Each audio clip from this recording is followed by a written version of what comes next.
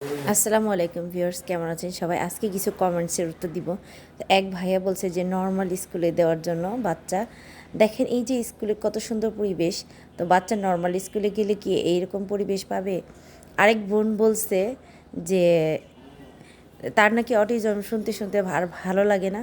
তাহলে আমরা কি বলবো একটু জানাই দিন প্লিজ। আর অটিজম এটা মেনে নেওয়ার বিষয়, মানিয়ে নেওয়ার বিষয়, এটা নিজের ভিতরে ধারণ করার বিষয়। তো এটা আপনারা যত তাড়াতাড়ি ধারণ করতে পারবেন তাহলে তত তাড়াতাড়ি বাচ্চা সুস্থ হবে। আর আপনার বাচ্চা যদি জ্বর হয়, পেট ব্যথা হয়, তাহলে আপনি বলবেন না তার জ্বর আসছে, এটা খুবই স্বাভাবিক। আর এই সমাজে যত তাড়াতাড়ি অটিজমকে স্বাভাবিকভাবে নিবে, যত তাড়াতাড়ি অটিজম বাচ্চাদের জন্য স্বাভাবিক পরিবেশ হবে, আমাদের বাচ্চারা তত তাড়াতাড়ি সুস্থ হবে। কারণ অটিজম হয়তো সুস্থ করা যায় না পুরোপুরি, কিন্তু অনেকটাই ম্যানেজ করা যায়। তারা নিজের কাজ নিজে করতে পারে এবং তারা স্বাভাবিক মানুষের সাথে চলাফেরার উপযোগী করে তোলা যায়। তো সেটা আমি নিজেই প্রমাণ পেয়েছি। ধীরে ধীরে আমার মেয়ে আল্লাহর রহমতে অনেক উন্নতি করছে। তারপরে আরেকটা প্রশ্ন সবচেয়ে বেশি পাই, যে আমি যখনই বলি যে এই থেরাপিটা করাবেন, তখনই অনেকেই বলে যে আপু এই থেরাপিটা কতদিন করাবো।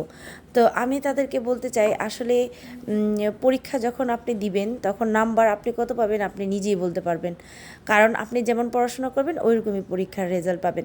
ঠিক তেমনি আপনি বাচ্চার সাথে যেমনভাবে থেরাপি দিবেন, যেভাবে পরিশ্রম করবেন, ঠিক তেমনই আপনি আনসারটা পাবেন। তাহলে এই উত্তরটা আপনার কাছেই রইল, আপনি কতদিন থেরাপিটা চালিয়ে যাবেন। অনেকে দেখা যায় যে সারা জীবন থেরাপি করে যাচ্ছে, কোনো উন্নতি পাচ্ছে না। তার একটাই কারণ, ধারাবাহিকভাবে থেরাপি করতে হবে, সময় ধরে থেরাপি করতে হবে।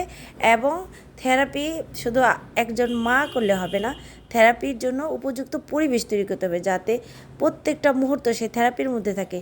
মায়ের অবর্তমানে বাবা অবর্তমানে ছোটো ভাই বোন বা বড় ভাই বোন বা বাসার নানি দাদি কাজের বুয়া সবাইকে ইনভলভ করে দিবেন। তাহলে দেখবেন যে অটিজম একদমই থাকবে না। আপনার বাচ্চা কখনোই মনে হবে না আপনার অটিজম। একজন মা সমাজে কেন শুধু তার মাথার উপরে সমস্ত দায়িত্ব নিবে? তো এইভাবে যদি আপনারা পরিশ্রম করতে পারেন, আল্লাহর রহমতে যত বেশি পরিশ্রম করতে পারেন তত তাড়াতাড়ি ফল পাবেন। তবে আমি বলে রাখি, 1 বছর আগে কোনো ফলাফল আশা করবেন না। তো ভিডিওটি ভালো লাগলে অবশ্যই লাইক কমেন্ট শেয়ার দিবেন। আপনাদের একটি লাইক কমেন্ট শেয়ারে আমরা পরবর্তী ভিডিও বানানোর জন্য যে উৎসাহটা দরকার সেই উৎসাহটা পাই। তো আপনাদের উৎসাহ পেলে আরও ভালো ভালো ভিডিও বানাবো এবং বাচ্চার যাতে ভালো হয় সেই দিকগুলো বিবেচনা করেই আমি ভিডিও বানাবো। আর আপনারা সবাই ভালো থাকবেন, অটিজমকে মেনে নিন, মানিয়ে নিন। আপনারা সবাই তাহলে ভালো থাকবেন, পুরো সমাজটাই ভালো থাকবে। একজন মা ভালো থাকলে তার পুরো সমাজ ভালো থাকে, সমাজ ভালো থাকলে দেশ ভালো থাকবে। এভাবেই দেশ উন্নতির দিকে এগিয়ে যাবে।